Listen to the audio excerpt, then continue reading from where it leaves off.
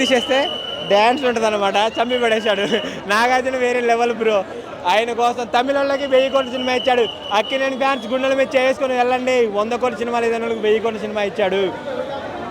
నాగార్జునకు పోటీ ఎవరు? చైతన్య, అఖిల్. వాళ్ళకి రిటైర్మెంట్ ఉంటుందేమో, నాగార్జునకి జీవితంలో రిటైర్మెంట్ ఉండదు.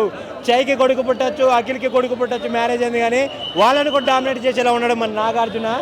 ఆయన బాడీ, ఆయన స్వాగ్, ఆయన డైలాగ్ డెలివరీ అన్ని చూస్తా ఉంటే ఇంకొక 50 సంవత్సరాల వరకు తెలుగు సినిమా ఇండస్ట్రీకి నాగార్జునే కింగ్.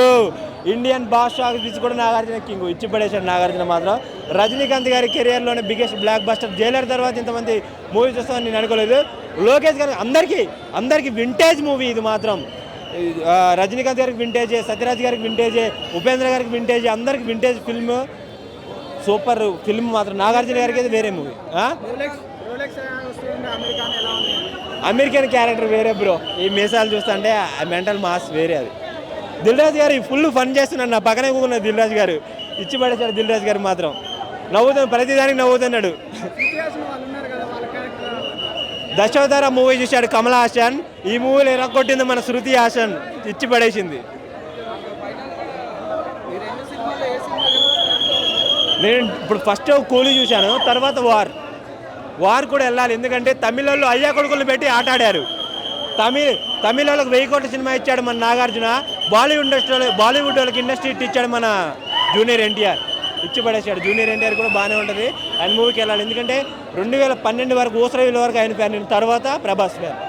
ఇద్దరు నా ఆరాధ్య దైవం ప్రభాస్ అయితే నేను అభిమానించే హీరో జూనియర్ ఎన్టీఆర్. వెళ్ళాల్సిందే మూవీకి బరాబర్.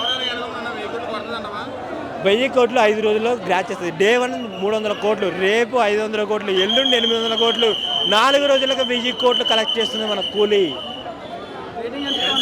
రేటింగ్ 5కి 4.8 ఇవ్వచ్చు. అంత బాగుంది మూవీ. నాగార్జున కోసం, ఈ సుత్తి సీన్ కోసం ఒక్కసారి కాదు 10 సార్లు చూడొచ్చు. ఎల్సీయూలో ఇది ఒక పార్ట్. కూలీ 19 మంది ఉంటారు, అందులో ఉపేంద్ర గారు కూడా ఒక పార్ట్. ఉపేంద్ర గారి మీద వేరే మూవీ తీయొచ్చేమని చెప్పలేమని తీస్తుంది. ఇచ్చి పడేసి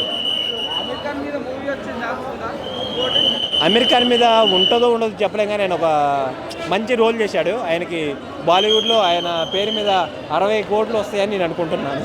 డే 1. ఓకే.